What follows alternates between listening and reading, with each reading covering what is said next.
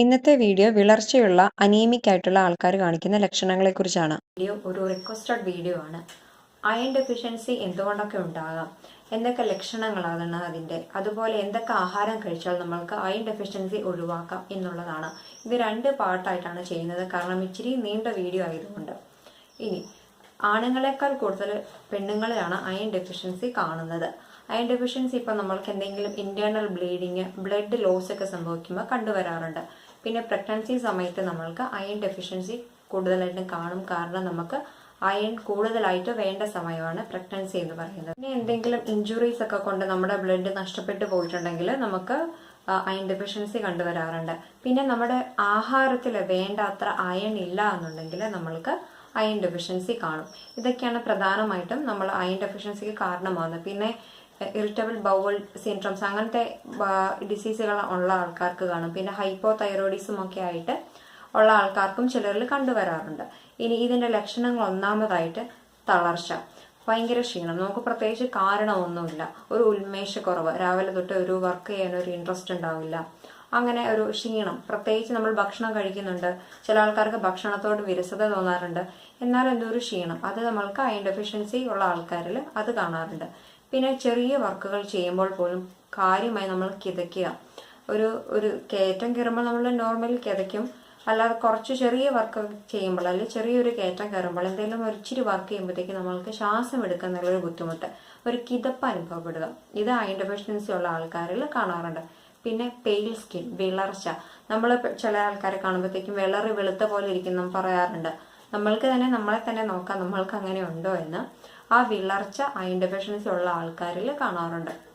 പിന്നെ നഖം പൊട്ടിപ്പോവുക, മുടി കണ്ടമാനം കൊഴിയുക, അതുപോലെ സ്കിൻ ഡ്രൈ ആകുക, വരണ്ട സ്കിൻ ആകുക, ഇതും അയൺ ഡെഫിഷ്യൻസി ഉള്ള ആൾക്കാരിൽ കാണുന്നുണ്ട്.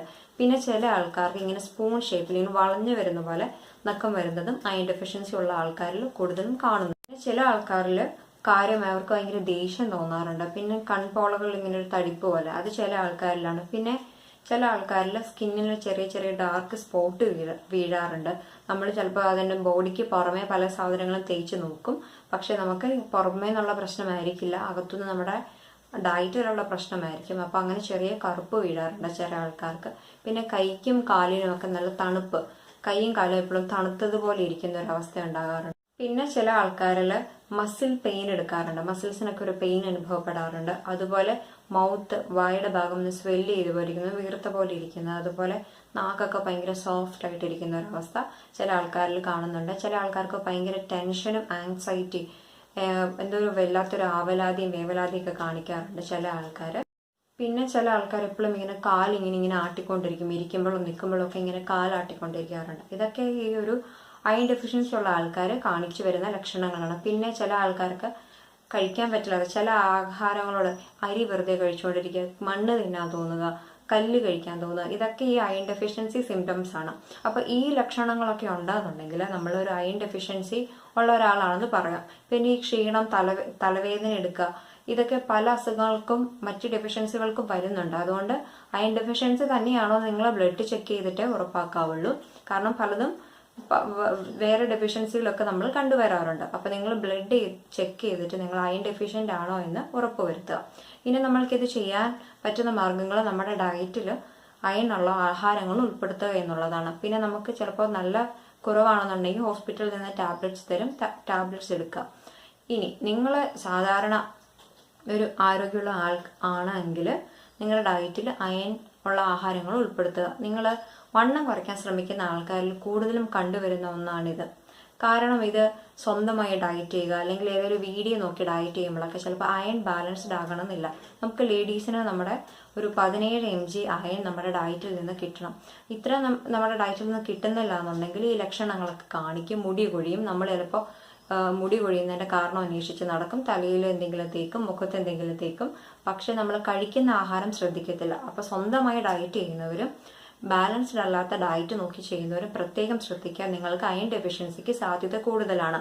അപ്പോൾ നിങ്ങളത് പ്രത്യേകം ശ്രദ്ധിക്കുക, ഈ ലക്ഷണങ്ങൾ ഉണ്ടോ എന്ന്. ഇപ്പോൾ ഈ വീഡിയോ കണ്ടു, എന്നാൽ ഈ ലക്ഷണങ്ങളെല്ലാം എനിക്കുണ്ട്, എന്നാൽ വെറുതെ ടാബ്ലറ്റ് കഴിക്കാമെന്ന് നിങ്ങൾ വിചാരിക്കരുത്. നിങ്ങൾ ഹോസ്പിറ്റലിൽ പോയി ചെക്ക് ചെയ്തിട്ട് ഒരു ടാബ്ലറ്റ് കഴിക്കാവുള്ളൂ, കഴിക്കണം എന്ന് ഡോക്ടർ പറഞ്ഞതിന് ശേഷം കഴിച്ചാൽ മതി. ഇനി ആഹാരത്തിൽ എന്തൊക്കെ ശ്രദ്ധിക്കണം, എന്തൊക്കെ ആഹാരം കഴിക്കണം എന്ന് സെക്കൻഡ് പാർട്ട് വീഡിയോയിൽ ചെയ്യാം. കാരണം നമുക്ക് ഒത്തിരി നീണ്ടു പോകുന്നതുകൊണ്ടാണ്. ഉണ്ടോ എന്ന് ഉറപ്പുവരുത്തുക. പിന്നെ നമ്മൾക്ക് അനീമിയ, വിളർച്ച വരാൻ ചിലപ്പോൾ അയൺ ഡെഫിഷ്യൻസി ആണെന്നല്ല, വൈറ്റമിൻ B12 ഡെഫിഷ്യൻസി കൊണ്ട് നമ്മൾക്ക് അനീമിയ ഉണ്ടാകാം. അത് വെജിറ്റേറിയൻസിനാണ് കൂടുതലും കണ്ടുവരുന്നത്. അവർ ഡയറ്റിൽ തൈര്, പനീറൊക്കെ ഉൾപ്പെടുത്തുക. അല്ലെങ്കിൽ വൈറ്റമിൻ B12 നോൺ വെജ് കഴിക്കുന്നവർക്കാണെങ്കിലും മുട്ട, പാല്, അങ്ങനെ ഇറച്ചിയൊക്കെ ഐറ്റംസ് നമ്മുടെ ഡയറ്റിന് ഇൻക്ലൂഡ് ചെയ്യുമ്പോൾ വൈറ്റമിൻ B12 ഡെഫിഷ്യൻസി മാറിക്കോളും. അപ്പോൾ വൈറ്റമിൻ B12 ഡെഫിഷ്യൻസി ഉള്ളവർക്കും അനീമിയ സിംറ്റംസ് കാണിക്കും. ഫോളിക് ആസിഡിന്റെ കുറവ് കൊണ്ടും ഈ വിളർച്ച ഉണ്ടാകാറുണ്ട്. അപ്പോൾ ഇത് മൂന്നിൽ iron, folic acid, vitamin B12 ഒക്കെ ഡെഫിഷ്യൻസി ഉണ്ടെങ്കിൽ നമുക്ക് ഈ വിളർച്ച വരാറുണ്ട്.